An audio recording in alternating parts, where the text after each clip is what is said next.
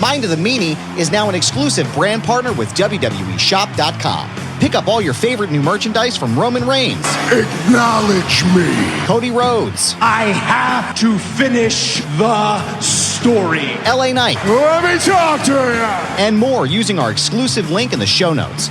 Click below and show your support today for your favorite WWE superstar at WWEshop.com. Yeah! You know, Meanie, What's that, Adam? we hear this a lot. Every CBD company tells you that their product is the best. With quality control measures like lab testing and QR codes now becoming the standard, it can start to seem like all CBD brands are the same, but I'm here to tell you something, Meanie. They are not. Knowing what makes certain brands better will help you spend your money more wisely and have more confidence as you incorporate CBD oils, topicals, capsules, or gummies into your own wellness routine. And that's why we're proud to partner with Green Road CBD as an official sponsor of Mind of the Meanie. And Meanie, I know you're a longtime user of Green Road CBD. How has Green Road CBD helped you in your life? Let me tell you, Green Road CBD is a product I've been using for years. And when we started Mind of the Meanie, I always was like, let's get Green Roads as a sponsor because I use them almost daily. Whether it's the gummies, you know, to take care of the aches and pains of 30 years of wrestling, the topical solutions that help my knees, help my back, help my elbows, help my shoulders. Green Road CBD has done everything to help me maintain a pain-free existence from all the years of wear and tear as a professional wrestler. And to me, Meanie, that sounds like the Green Road's difference. And it comes down to a really few important points. They're just part of the reason that they've won industry awards year after year, earned thousands of five-star reviews, and have heard countless stories from customers just like you about the impact that those products have had on your life. So Green Roads is led by a compounding pharmacist with 25 years of experience helping her community getting healthy. For her and the entire company, it's more than just a job, it's a mission. And not all hemp sourcing is equal, Meanie. I'm not sure if you're aware of that. But they select their hemp from high-quality American farms, and also not all lab testing is equal, which is why they use an accredited independent lab to conduct full panel tests on every single batch. And that's why Green Roads is an original manufacturer, not just a quote-unquote white label brand. So right now, you can go to greenroads.com, Meanie, and save 25% off of your entire purchase. Wow. 25% off of everything, Meanie. That's huge. And all you have to do is go to their website right now, greenroads.com, and use promo code MEANIE at checkout. It's 25% off your entire purchase by using promo code MEANIE at greenroads.com. Own the day with Green Road CBD, and we thank them for sponsoring the program.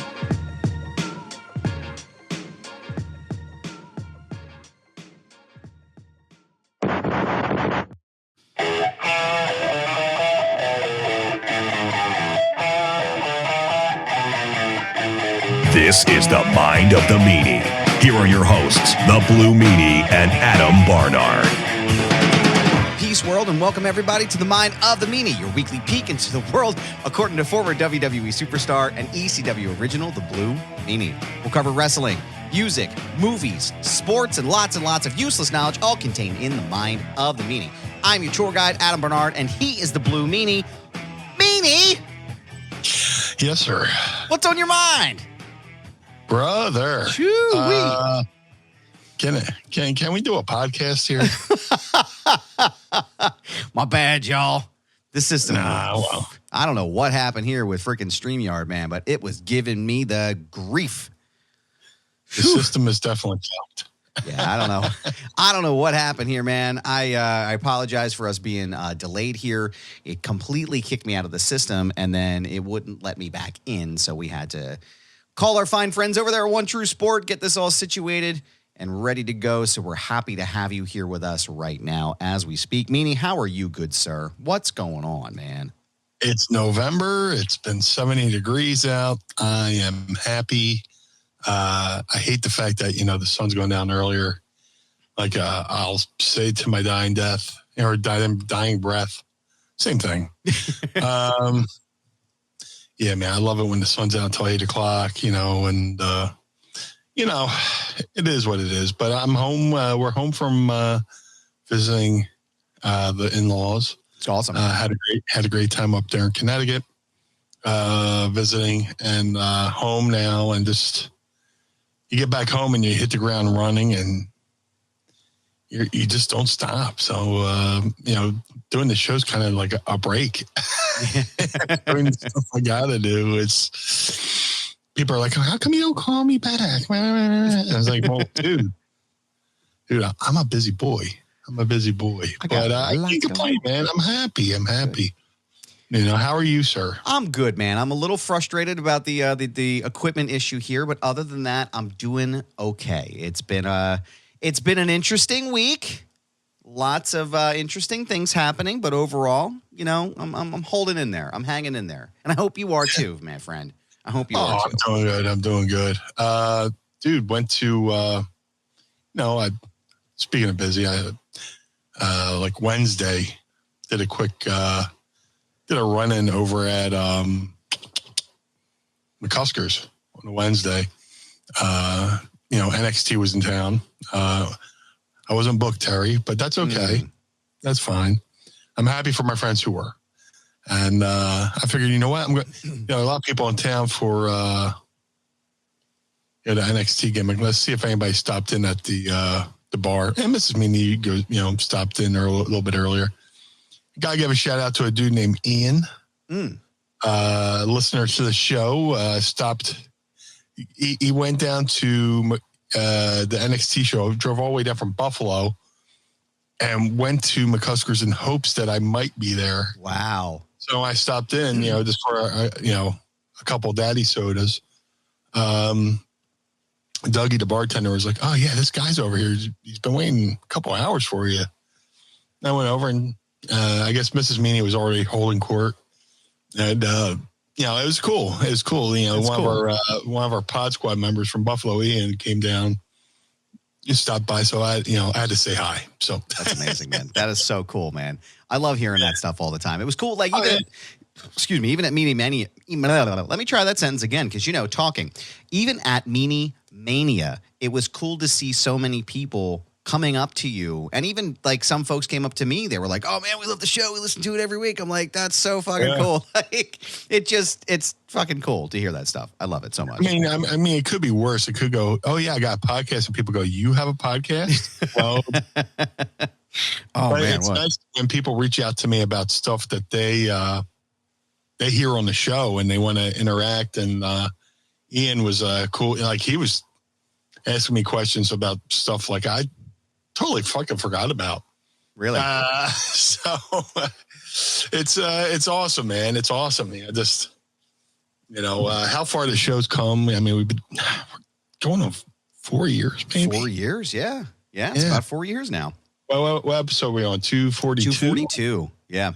God bless. Should we do something fun? Should we do something fun for 250? I feel like every milestone we should do something fun, Yeah, maybe.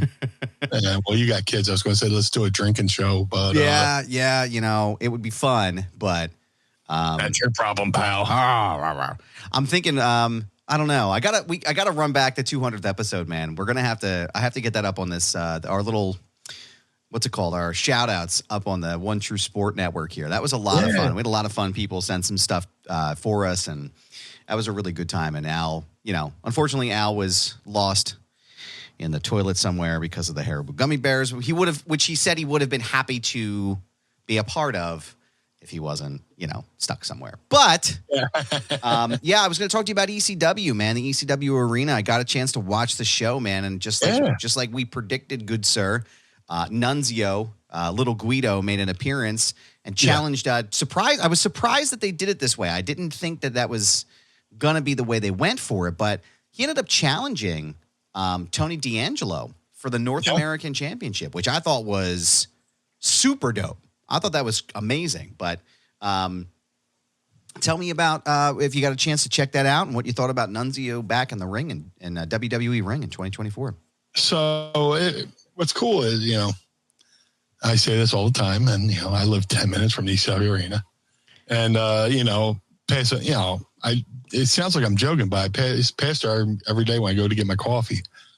And saw the satellite trucks and all that stuff. And, they were in town Wednesday, and I was just like, I'm doing my errands.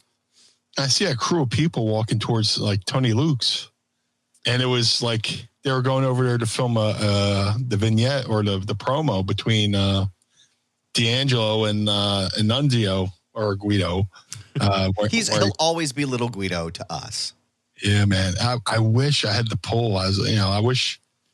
I mean, it would have been great if they could have got like Joey Merlino for that. Oh, man. Have a little sit down between the families, but. Jeez. But no, it was great, man. Guido still looks great. He can still go. Highlight of the show for me. Also seeing Francine. Yep, that was cool, dude. Me and Francine, we're great friends. We talk all the time. When I found out she was doing it, I was happy for everybody who got to be on there. But yeah, it was great that he got the chance for the North American title. It's good to see Tony Mamaluke on there. I was just going to say. Yeah. And you shared one of my favorite FBI clips. What's the matter, you? Hey, with Joey Styles. I don't care how many times I see that, man. I pop just as hard every single time. That shit was fucking. FBI was like one of the best things on ECW TV, man. They were, yeah. It was the one year they were doing the Christmas video, and Guido starts beating up a plastic Santa Claus and pins him, and Tracy's mother counts the 3 count on him, and the FBI were the best, bro. But yeah, it was so good. It was cool to see him at Philly. Had a great turnout. Looked like completely sold out, man. Shout out to Philly Captain. I was watching his recap because I guess he was there, filming on the outside and showing everything that was going on. But no, that was cool, man. Hopefully they make this thing like maybe a once a year type deal where they go to an arena. They come back to ECW Arena maybe in a year. Yeah. And redo it. But whatchamacallit? Yeah, it was awesome. It was awesome. Yeah. It was a lot of fun, man. It was, like I said, it was a lot of fun watching some of the callbacks that they had, and it was cool. It was just a cool event to watch, and I hope they do. I hope they come back, and Hunter, again, Papa H, if you're listening, I'm going to advocate for my friend here. We would love to see the blue guy in there as well. So we'll have to make it work for next time. I got some comments here. Mass Sanity, what up, dude? Every time I've met Guido or Nunzio, he's introduced himself by saying, "Hi, I'm James. He's such a nice guy." I heard nothing but amazing things about the guy. Like, legit tough too, man. He, I first saw him. First time I saw Guido, aka James. He used to wrestle as James Stone for the Savoldis. There's a IWC in the Northeast, New York, New Jersey. And, during their lean years, they kept showing when Vic Steamboat won the belt against Tony Atlas. That was, they replayed that every week because I guess they had the TV time, but didn't tape TV. So they kept showing the same replay or rerun all over and over again. But I saw, Guido on those shows. And, later on, he started, doing the shoot fight stuff in Japan for UWFI. And, which was kind of like a precursor of UFC, which was a stiff work. Not saying UFC is a work, which it could be. Who knows? Who's to know? But Guido totally went over there, did some shoot fighting, legit tough guy. Came to ECW and paired up with JT Smith and became the full-blooded Italians. And to see him come out in the show Wednesday. Yeah, it was awesome. Did my heart good. I shot him a little text. I was so happy for him, and legit nice guy, but legit could beat your ass if he had to. I was going to say that's one of the other things I've heard about him is don't fuck with Nunzio. Don't fuck with him because he'll kick your ass. But yeah, since we're talking about ECW, man, I'm gonna ask you a question. About this because, as you know, sir, I'm a huge ECW mark. Also, before we get into this, yes, I want to give a shout out to our listeners here and the people who are with us right now, specifically from the Pod Squad. If you go above my head here, patreon.com/mindofthemeanie, join us today, and you get to watch the shows with us each and every week. Vanessa, longtime Pod Squad member, is here. Hello. Hello, Vanessa. We are happy Hello, to Vanessa. have you here. I want to ask you a question about an ECW, kind of like I don't know if it's obscure, but it's one of my favorite things that happened in ECW because it was such a random pairing, I felt like. And it just worked, it's just one of those things that really worked. The Gangstanators. Were you there? It was New Jack and Kronus, right? Yeah. Were you there during the Gangstanators era? And what can you tell me about the Gangstanators? Oh, well, New Jack was solo because Mustafa went wherever Mustafa went off to. And, John Kronus was around because, Saturn went off to WCW. So, and they were, Kronus and New Jack hung out outside the business too because, Kronus was living in Philly. He's originally from, New England. But he moved down to Philly and Jack had moved to Philly. So they were hanging out in the regular anyway. And, this is before it was popular to put two guys from, put two guys together and give them a combo name, like. Can they coexist? Yeah. Yeah. Was RK Bro and all that stuff, the Gangstanators. They were like the OG of, putting two tag team names together and making it one thing, Yeah. But yeah, it made sense, and any good tag team is when you get two guys that are like opposites, Yeah. With the Eliminators, Saturn was like hard nosed, straight shooter guy, and then Kronus was, off the wall wacky, Yeah. and then, and the Gangsters, New Jack was, the scary guy, cutting promos, this, that, and other thing. And then he'd finish his promo and Mustafa would just go boing, So like, Kronus was kind of like the Mustafa where he was like, he could go, but he would do all the off the wall shit that, New Jack was already used to doing with Mustafa.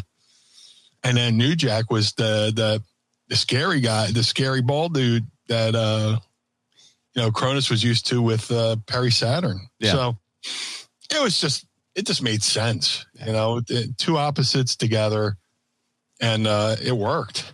It worked. It just made me pop so much harder for them when they would come out. And, again, as you know, I'm a big New Jack guy.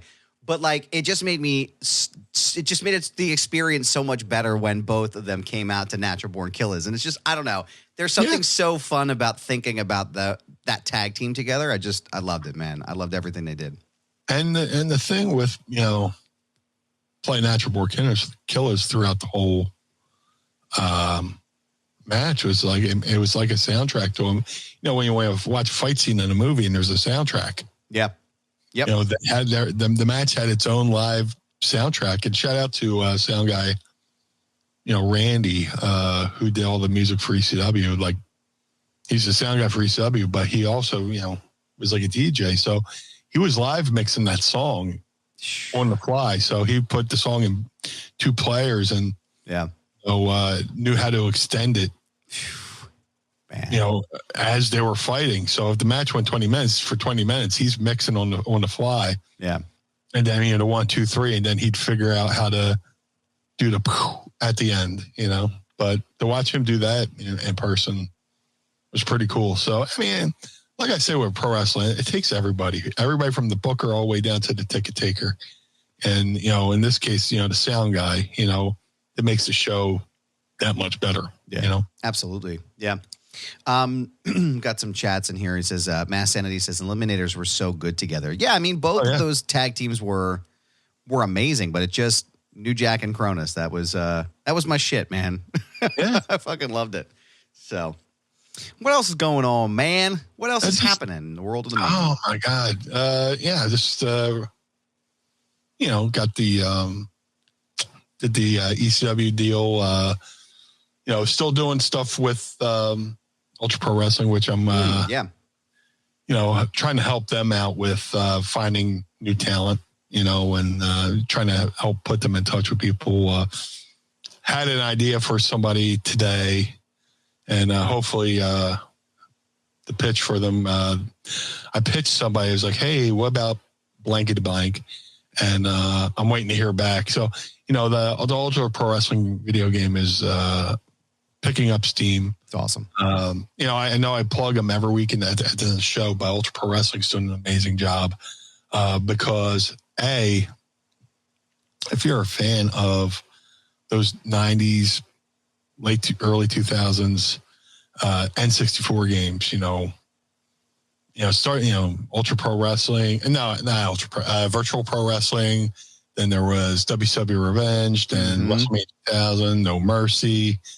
It's going to be in the vein of those games, but with better graphics. Yeah. And, it's going to have a ton of original characters. But they're also signing known wrestlers. And the roster they've accumulated so far is massive. And the way they structured the deals is it's going to be, mutual beneficial for everybody, Yeah. So, being the gamer that I am, I'm looking forward to that and trying to help out in any which way I can. But there's so many names out there that you try to think like, who's never been in a video game or who's been in a video game once, you know? And how can we get these people involved in the game? And you know what? I love when you can help, either current wrestlers who are still wrestling, which, like they got the Motor City Machine Guns in the game before they signed with WWE. Yeah. And then you get a veteran, or they got Canyon and Mortis in the game. Oh, man. Which the money's going to go, to the family. Oh, I fucking love that. Actually, that's a good thing. I meant to ask you about that. I don't know if you had a chance to watch, but WWE Vault on YouTube has been doing all kinds of amazing stuff.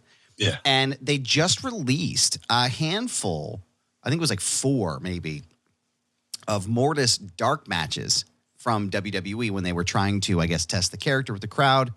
What did you think of the Mortis character in general? Were you a fan of it? Did you enjoy it? Yeah. I thought it was great. Not only was Kenyon a great worker, he's just a great guy. A character like that is so marketable. Yeah. Imagine, if they could have got behind that and pushed it, they could have marketed the masks. They could have marketed the outfits for like Halloween. Yeah. It would have been a great like Halloween, seasonal gimmick. Not seasonal gimmick, but like, I know what you mean. Yeah. Halloween comes out, you could put out the Rey Mysterio mask, the Mortis mask. Yeah. Kids could have been wearing that. So, but it's unfortunate, it didn't work with WWF, but WCW is amazing, So, and I'm glad they worked out something with the family where, and like the point I was making is, these wrestlers will be able to make bump-free money. Yeah, right. It's good to get paid to wrestle, but if you get paid to not wrestle as well, just like I say, pro wrestling's the meat and the potatoes, Yeah. The royalties, T-shirts, video games, action figures, that's the gravy. That's the dessert, that's the fruits of your labor, right, so to speak. Yeah. So I'm just happy that this game's coming along, and they had a couple hiccups here and there because it's such a small crew working on it. Yeah. And fans get a little bit of antsy going, oh, where's this game at? But if they saw what that whole crew is going through putting this game together, they'll appreciate it once it comes out, and it's coming out in 2025. I can't wait to play it, man. They confidently said that, it's coming out in 2025, and it'll be a lot of fun. Hopefully, and the good thing is it's going to be an evergreen game. So you're going to buy the game, you'll get the characters to come with the game that Hal Haney made, and then you can pick and choose which veterans you want to buy. If you just want to buy the Blue Meanie, you can. If you want to buy the BWO downloadable pack, you can. It's amazing. There's going to be like a pack where you get just all the ECW guys. The extreme hardcore guys, whatever they're going to call it. Yeah. Yeah. But, there's going to be so many different cool things. And they just signed Onita and FMW. FMW is going to be in the game. Cool. Fantastic. And, hopefully they get, some more of the FMW guys that, wrestled in the game, so they can have like some cool stuff. But I mean, they've been busting their ass working on this game. I'm excited for it. Yeah. A lot of good guys behind the scenes working on the details of the game, the mechanics, and then people working directly with the talent. To get the talent on board. So, that's some of the things, I love about wrestling, and I love helping. I love promoting, and wrestling is a community all to itself, that's why I hate when I see like the tribalism amongst the fans. Yeah. It's like we should, dude, as a kid, I grew up liking all wrestling. I liked WWF. I liked the Crockett's. I liked the AWA. I liked Bill Watts' UWF. Bill Watts' UWF was my ECW when I was a kid, and, to see everybody fighting now over, AEW fans versus WWE fans, it's like, why? Yeah. Why are we doing this? Because, to the outside world, the people who hate professional wrestling, we're all a bunch of goofs anyway, right? we're the nerds, and they're the Omega, or whatever the heel faction in Revenge of the Nerds was. Yeah. The jocks, I think you're right. I think it was the Omegas. Yeah. Yeah. Or something like that. I don't know. Yeah. Yeah. I'm sure somebody will correct me, but the outside people who hate professional wrestling laugh at us, mock us, and here we are making fun of each other. Yeah. So we look like a bunch of assholes, so we're giving them the ammunition. You know what I'm saying? Yeah. Mass Entities here says you can think one product is better than the other, but you should support the entire industry. That's the whole point of this whole thing. Like, you're right. Like with the tribalism stuff, it's like, these are people who, like, all of these people are friends, right? Like, most of these people are colleagues, and they've worked together in different promotions and all these things. And like, they don't want to hear that shit. They don't want to hear this tribalism crap. Everybody's working together, and like, nobody wants to lose their job. Like, I don't want to see one company go out or another company go out of business, because there's a lot of, it's not even just the people that entertain you. There's an entire support staff. There's an entire like infrastructure, living, breathing organism that goes into this. And I don't know. I find it tiring, man. I really do. You can, you can like AEW and not like WWE. Sure. But when all the time you're taking a show on WWE, you could spend lifting up AEW, Fucking TNA's doing an amazing, look. They really are. TNA's doing an amazing fucking job, right? And WWE is also doing a great, job lifting TNA up, you know, and putting eyes on, they could be, burying them or, doing whatever, promote, dude, just indie promoters alone, trying to fucking chop each other, indie promoters trying to chop each other's legs off, back when we were running shows in Philly, it was like stupid bullshit, calling, somebody would call the athletic commission on your show, or just cancel your main event, wrestler's flight, so which costs you more money to buy him a new tag, and just stupid fucking bullshit stuff. It's nice. It's refreshing to see WWE, help TNA out, and by bringing TNA talent on NXT and NXT talent on TNA, which, hey, we saw that, Wednesday at the arena where Rhino making that special guest appearance, he just went to the TNA Hall of Fame, and deservingly so. I love Rhino. I was on Rhino's first ever show.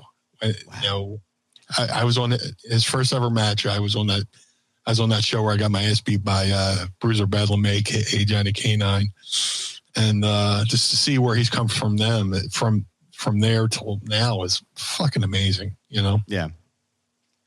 I'm looking at some of the comments here. We got to see.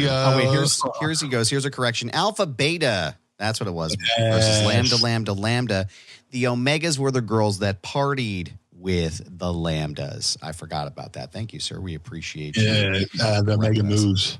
And then we have Mass Sanity again. He says, I talked to Road Warrior Animal once about Demolition. He said Smash was one of his best friends, and he was thrilled for Demolition's success. Tribalism is stupid. That is correct.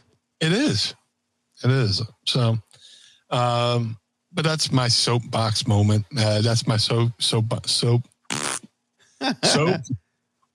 stance for the moment. Just you go online, you're like, Jesus Christ, man! If half these people put as much effort into promoting the things they like instead of shitting on things they hate, the things they like would be way much better. Oh, for sure. And there's much. I wish ECW was around. I wish ECW had all this, access. Yeah, absolutely, man. I mean, like when ECW, died because the fucking TNN deal fucking killed them. But they had YouTube back then. ECW, would have been around forever. Just whether it's selling ads or selling their merchandise and stuff like that. ECW still had packed houses, but it is what it is. But I mean, if ECW had like the video screens like they have now, it's just insane. Like all the the cool things you see on the indie show, that ECW is just so bare bones. When we got a lighting rig for the first pay-per-view, I was like, oh wow, look at this. Shit, when they painted the floors at the ECW Arena for their first pay-per-view, we were like, oh, look at this. Oh, this is fancy. Yeah. I mean, it's like my first indie. The first time I got the indie show where I got paid $80, you would have thought I got $1 million. I was king shit. I was like, $80? Fuck yeah. Hello, rich people. Meanie's calling. Yes, I'll hold. Yeah, look at all you paupers with your $25 paydays. Walking around, kiss the ring, kiss the ring, kiss the ring. Yeah, it's like when somebody gets their fucking tax, refund, and they're just like king shit for a week,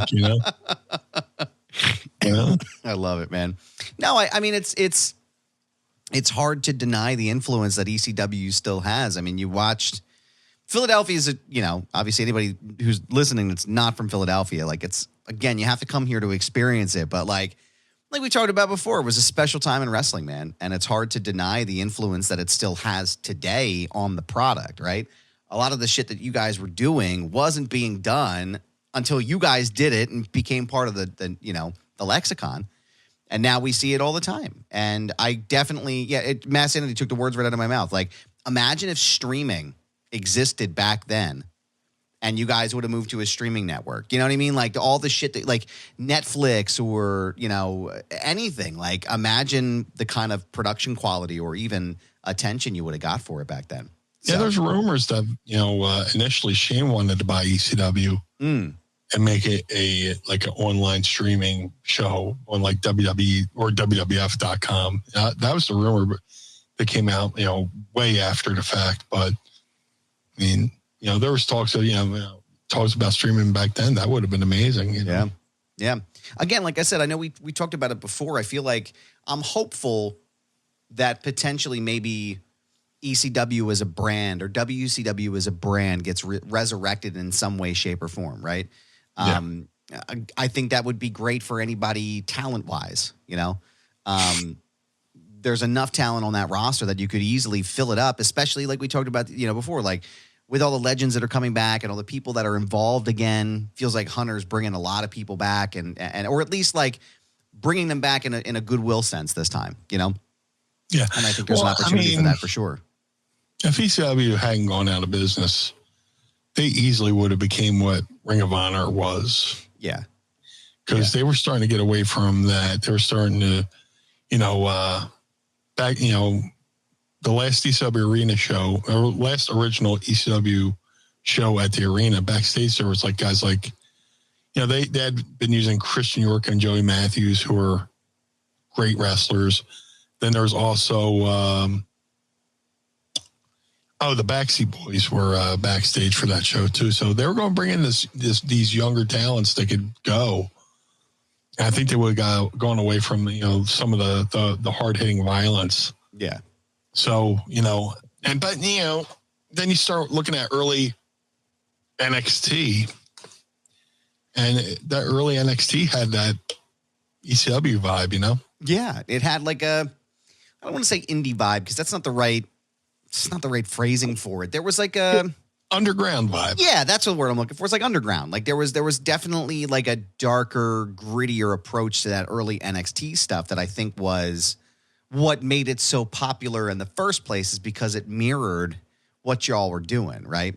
Yeah. So, so we got a super chat here. We got a $2 from Maddie Jazz Cabbage. Yeah, Jazz Cabbage. You get a yo cuz for that one.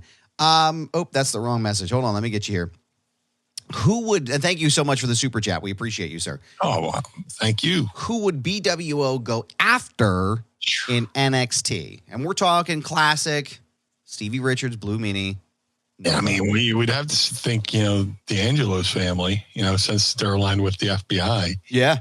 The FBI and BWO were, they were our main rivals, So I would have to say D'Angelo's family, just off the top of my head. Yeah. It would be a fun little feud. That sounds like such a throwaway thing. It would be a fun feud. Yeah. Not a fun little feud. It would be a fun feud. Sorry for the dismissiveness of that, but yeah, that would have been a lot of fun. I could see you guys doing something fun with the D'Angelo family for sure. Somebody here said BWO versus Chase U. That seems like it would be a fun. It'd be a fun little thing there too. I don't know. They wear those sweaters, right? They wear like the were the red and it says Chase and then U underneath it. Yeah. I don't know how you wrestle on someone, dude.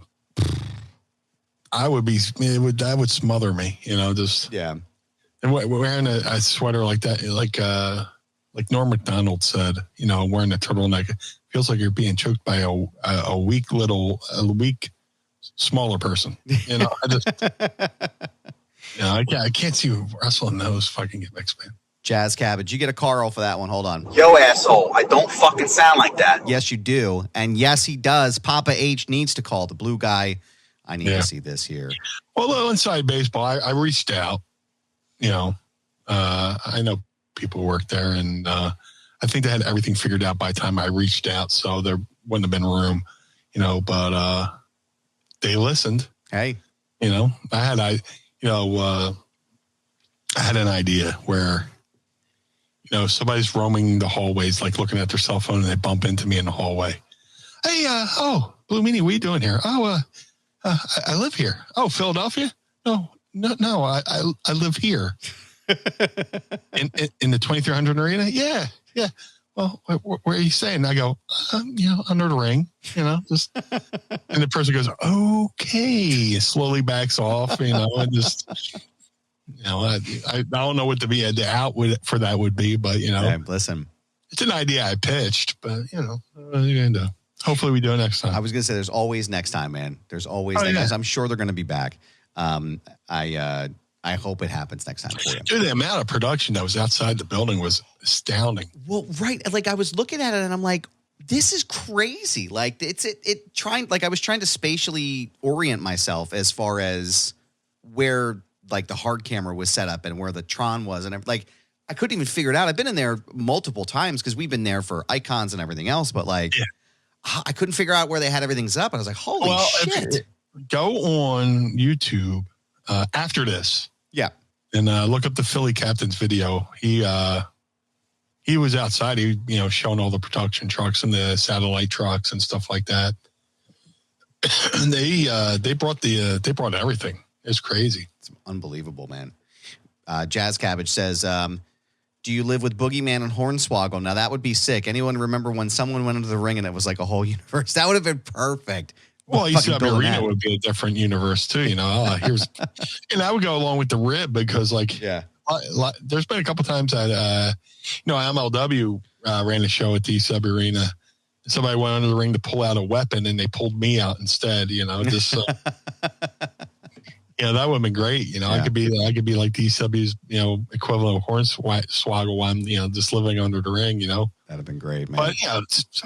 But look, I'm grateful they hired me, back when Mania was here to give it the tour of the arena, which a couple weeks ago on Raw, somebody was showed they were selling the VIP packages for this upcoming Mania.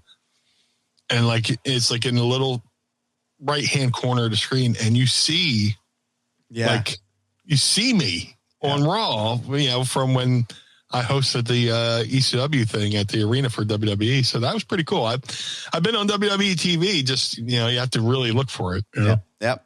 I was going to say, that's what I said a couple weeks ago. I saw it, and I like a split second. I was like, wait, rewind that. That's fucking Blue Meanie right there. Hold on a second. I went on and I found it. I did a little screenshot of it and posted on my socials. Like, well, in case you're watching Raw, technically I was on Raw. I was there. I would love to see. I was there and I got paid for it. That's right. Hey, those are the only two things that matter, sir. That's what matters. I'm hoping that they'll eventually release that footage, because I would love to see what they did with all that. They filmed the whole thing. When I give the tour of the arena, it's people are like, well, there's nothing there. Like, well, yeah, I can paint you a fucking picture. I'll paint you a fucking picture. I'll give you some fucking stories too. Yeah, absolutely. Now, I did a tour for the arena, like did 2 in one night. Maybe that Wednesday.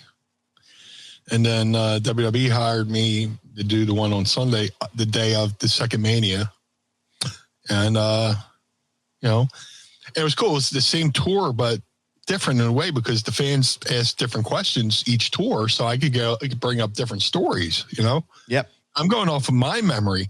But if a fan asks a question and it triggers something I totally fucking forgot about, whole other story. So hopefully they bring Mania back to Philly. I want to say our governor accidentally slipped and said they're coming back in 2026, but that's just a rumor, Yeah. Like he had to do, I don't talk politics, but like the governor was talking about financial stuff for the state and coming down the line. And I swear he said, I think, I swear he brought up WWE's bringing Mania back, and he said 2026, and then all of a sudden that footage disappeared. Yep.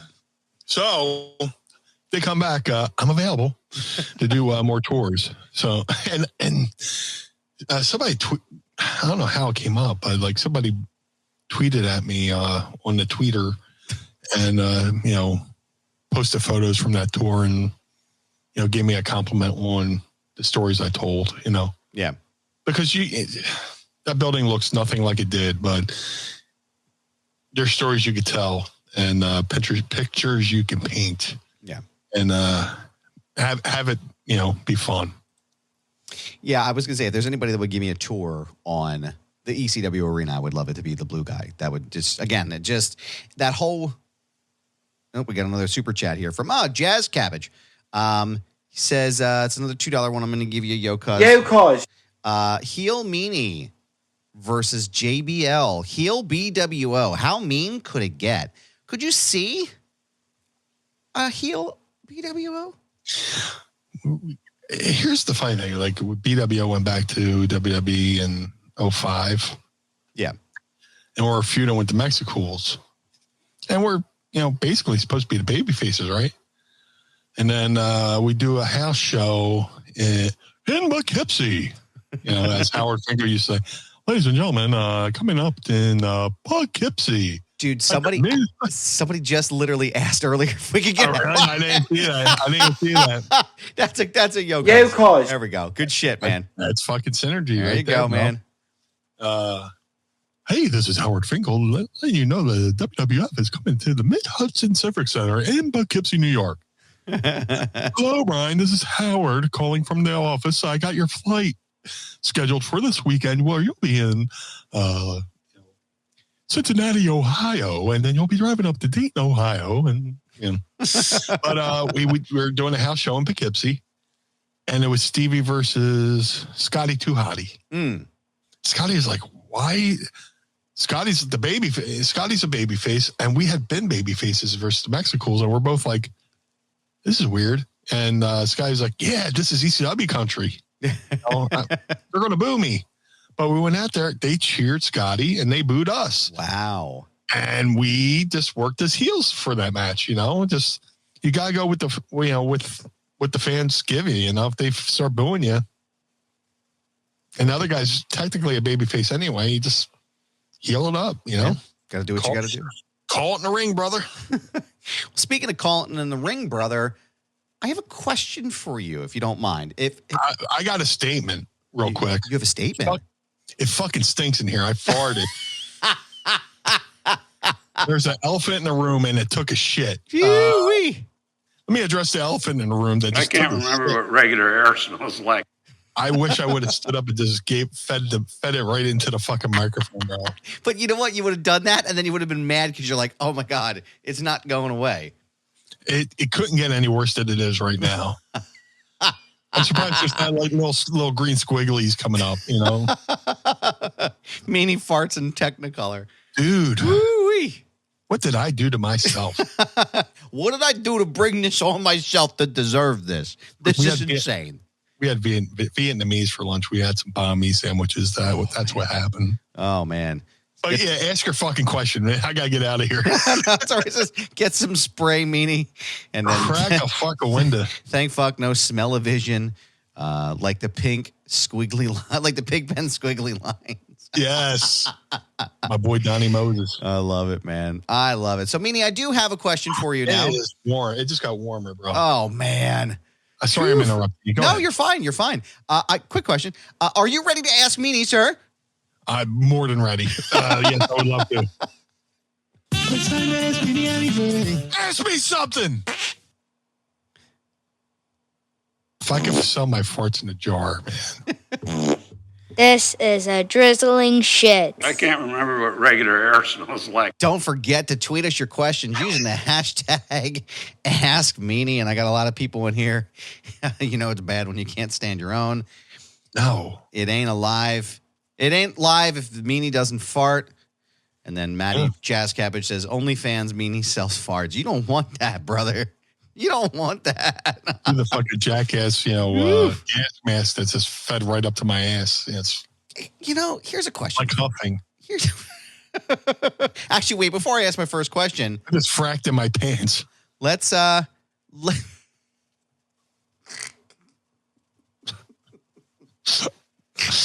It took a second for that one to ricochet through my brain and just stop me in my tracks. Let me tell you something, Stick Captain here. You have the brain of a dehydrated baby. If I put your brain in a parakeet, it would fly backwards, Daddy.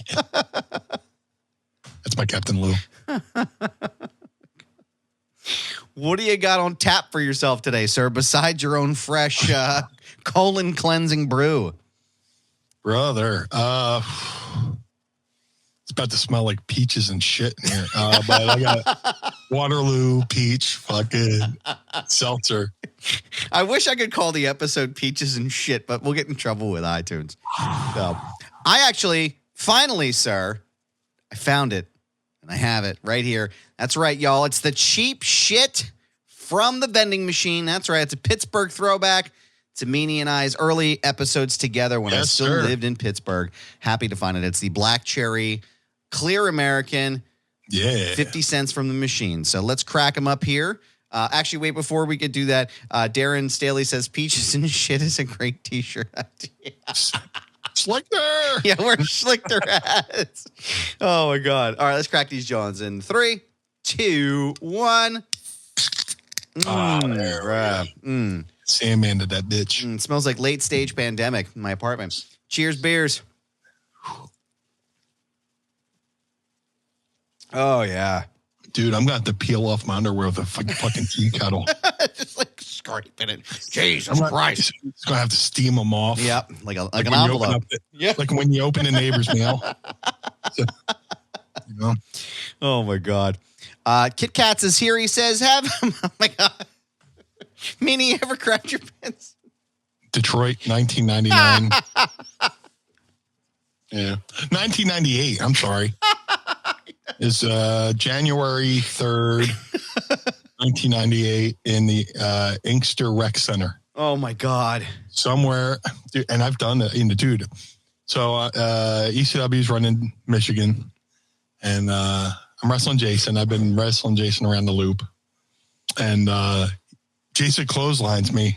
I take a bump and hear, No. oh yeah, it was a little fucking tater tot nugget shit, right? My fucking man.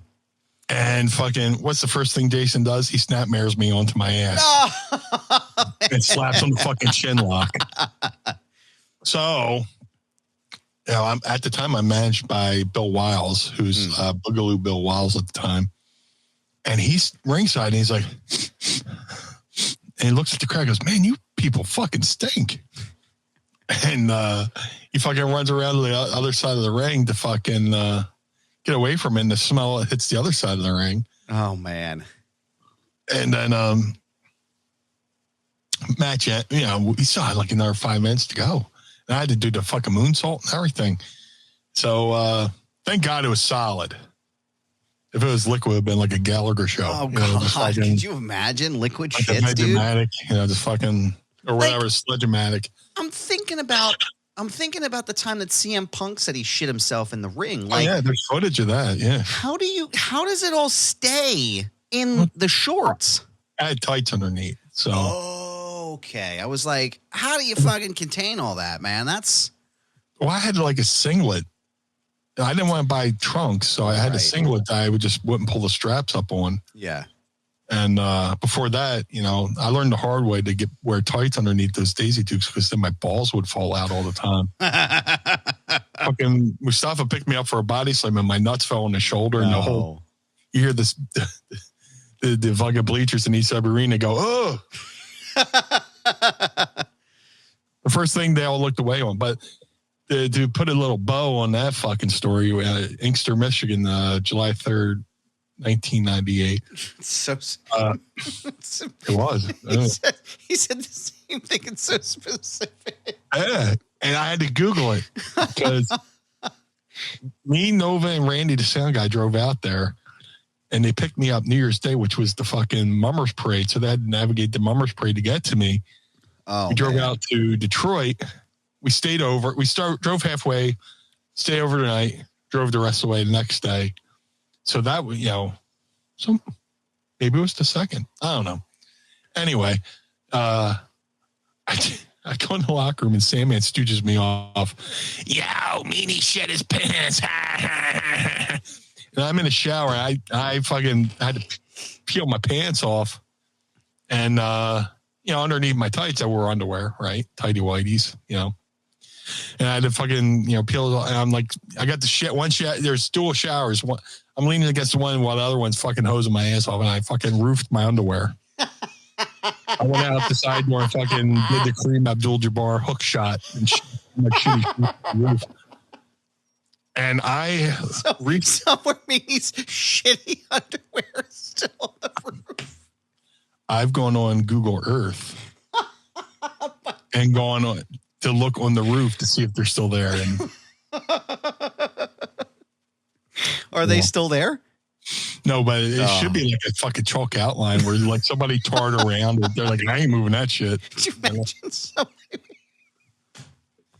Underwear look like if you like look at an eclipse on a piece of cardboard where that one dot is. Like you're looking at eclipse, you know, so you don't look directly in the sun like some idiots. Could you imagine some poor asshole on the roof cleaning it off and finding them and being like, oh, what the fuck? God damn. It's poop again. It's poop again. Did you ever see them? Have you ever seen? Oh my God. Have you ever seen where somebody's painting a line in the road and they go around the dead squirrel? You know, they're tarring the roof and they just go around the underwear and they're like, hey, I ain't really. I'm fucking touching this. I don't get paid enough to touch this shit. You're out of your fucking mind. Does anybody have salad tongs? He's kicking it with the shoe like, fuck me, this is ridiculous. Oh my God, that poor bastard. I have this image in my head of this poor man finding your dookie drawers. Oh my God. That's not the first time I shit. Well, that might have been the first time I shit. No, that was like second time I shit my pants. We got another super chat Yeah, of course. Thank you, Jeremy. We appreciate you. He says, we have a broken arrow. That's my buddy, Jeremy Sturdy from California. Thank you for the super chat, sir. We appreciate you. Yeah, thank you, Jeremy. Like a couple weeks after 9/11, he came out to Philly for like one of the first 3PW shows, and we went up to New York, to show him, to show him the memorials and stuff. I mean, this is like, right after 9/11, and there's memorials and, show him around. But we also had like a pocket full of stink bombs that were just dropping all over the place. And I lost one. I was like, oh no, we have a broken arrow. Like when there's a missing nuke. When we have a missing nuke, oh no, there's a movie, Broken Arrow or whatever that had just come out. So I lost a stink bomb. I was like, oh no, where is it? We have a broken arrow. Jeremy's a good dude.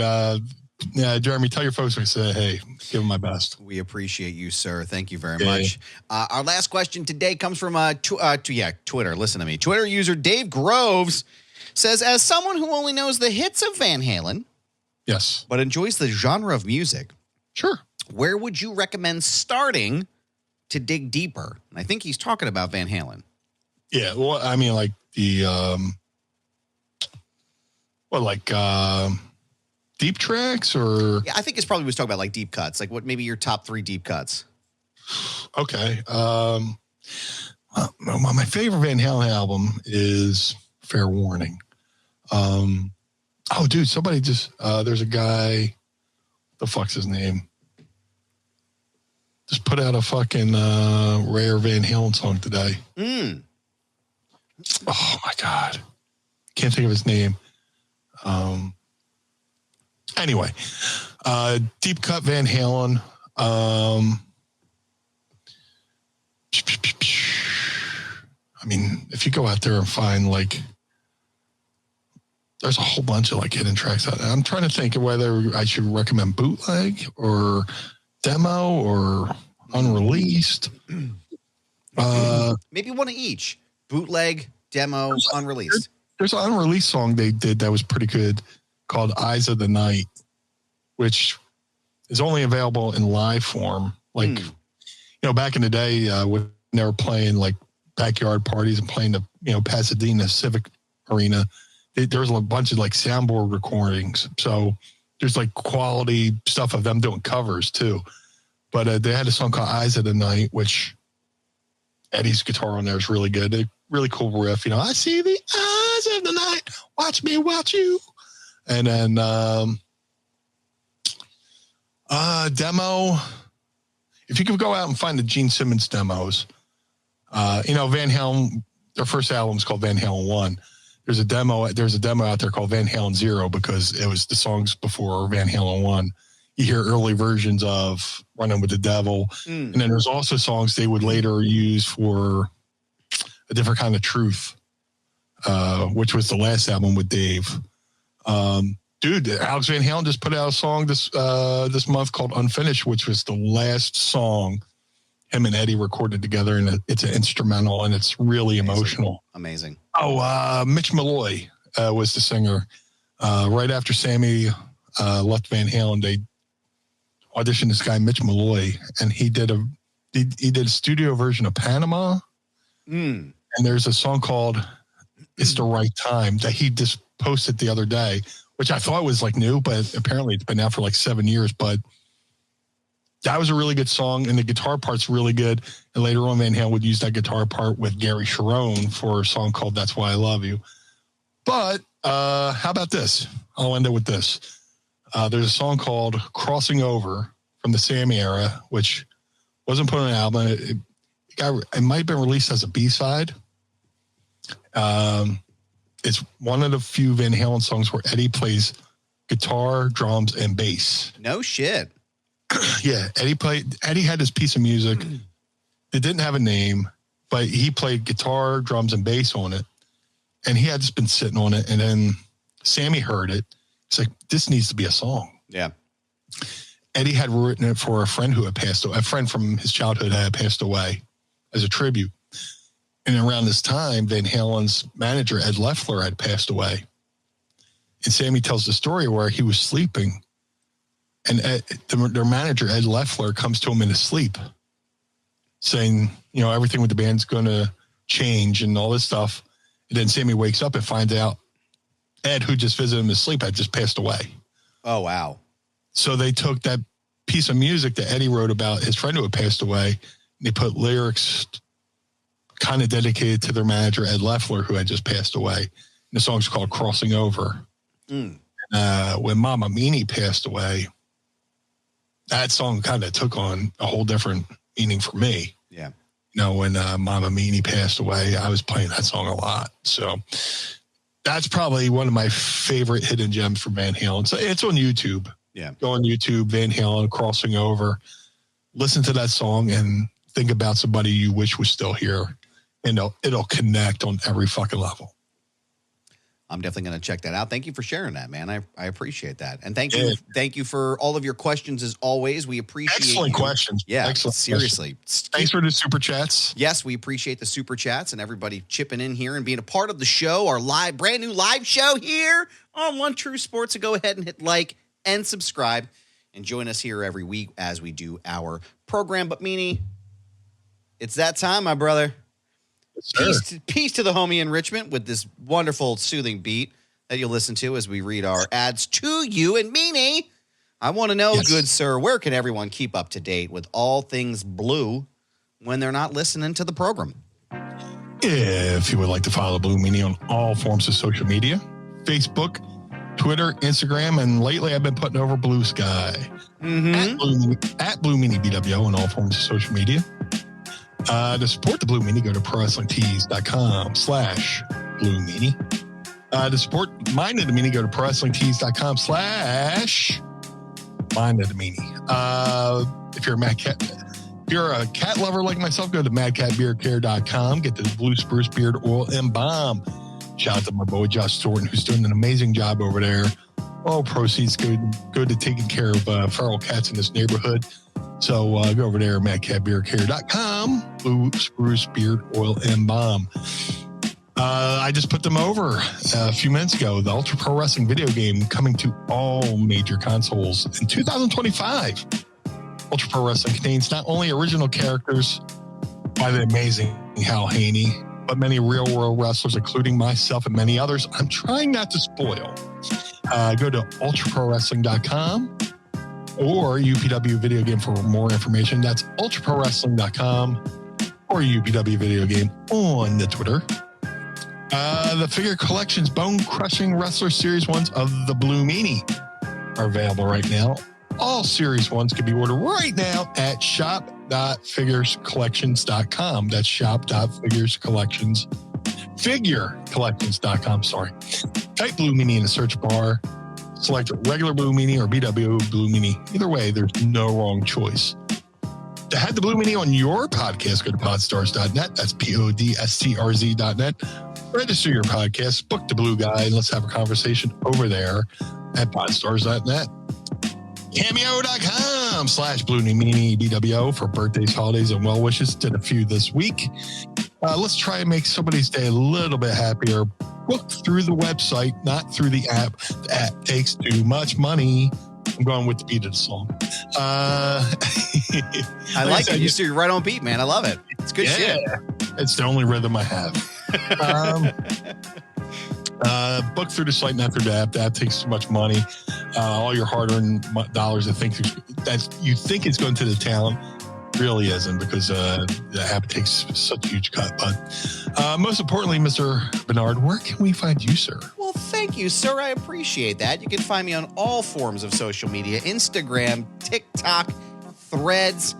I'm also leaning a lot heavier into Blue Sky right now, man. I'm not sure how much longer. It's like Twitter without the shit bots. Yeah, I'm really, honestly, man, I'm not sure how much longer I want to stay on Twitter at this point, but that's why I got the Blue Sky. I've been there. You can find me at This Is Goober. Yes, it's my handle. No, I'm not changing it. It's a brand, pal. So find me there and go over and find my other show, Foundation Radio, by going to youtube.com/@FoundationRadioPod. Tomorrow, I'm recording a very special episode I'm releasing on Tuesday, the 11th, with my friend from CBS News, Robert Costa. We're going to be talking about the 2024 election. We don't talk politics here, but if you're looking for an interesting and fact-filled show, come and check us out, foundationradio.net, to listen wherever you get your podcasts, or youtube.com/@FoundationRadioPod. Don't forget to check out my articles at The Takedown on SI, which is part of the Sports Illustrated family. My interview with Baron Corbin is finally coming out on Monday. I have a great piece put together about him and his career, and hopefully a nice look into the future for him. So go ahead and follow us over there at SI_wrestling on Twitter. Shout out to the homies at the 10th Ward Barbershop in Lawrenceville on the outskirts of downtown Pittsburgh.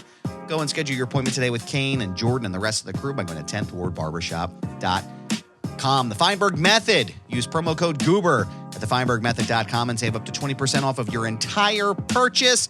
ProWrestlingTees.com/Mind of the Meanie. ProWrestlingTees.com/Foundation Radio. Pick up a shirt and keep the lights on at Casa DeMeanie and the Barnard home for wayward and troubled youth. Don't forget to follow us on Instagram, Twitter, and also Blue Sky now at Mind of the Meanie. Patreon.com/Mind of the Meanie. Join us today at the Pod Squad. Tiers start at just $10, Meanie. And also, we'll have you know, Patreon is now updated to yearly subscriptions. Now, anybody that's part of the Pod Squad, nothing changes with the way that it works for you. Every month, your paying is going to come to us. We appreciate you supporting the show. Every dollar you send us goes right back into our program. However, if you sign up today, it's a yearly subscription. So check us out now, patreon.com/Mind of the Meanie. And also, if you go above to Meanie, go to youtube.com/@Mind of the Meanie. Follow us there and keep up to date with everything we have going on, as well as our entire archive. We want to thank our friends at One True Sport for having us on the network and hosting our lovely program here. We really appreciate you. Don't forget to hit subscribe and go check out their t-shirt store as well. Lots of great content over there and lots of great material, and also potentially something blue sometime. But go check them out there. Meanie, I want to thank you for being a part of the show each and every week, doing this here, and we thank you for watching and for listening. We will see you again, same bat time, same bat channel, for the Blue Meanie. I am Adam Barnard. Join us again each and every week as we take a trip through the mind of the Meanie. Peace. It stinks. This episode of Mind of the Meanie is hosted and executively produced by the Blue Meanie and Adam Barnard. It was mixed and engineered by Carl Pinnell. Additional narration is provided by the executive voice, Sam Krebs. That's me. Our intro music was performed by the Swamp Candles. Our outro music was performed by Chikara. Additional musical accompaniment is performed by Enrichment. Follow us on Instagram and Twitter, or X or whatever, at Mind of the Meanie, and become part of the Pod Squad by going to patreon.com/Mind of the Meanie. Find our entire show archive at mindofthemeanie.com. This has been a Butts Carlton media production. Butts Carlton, proprietor. Blue World Order. That was Blue Meanie's brain out.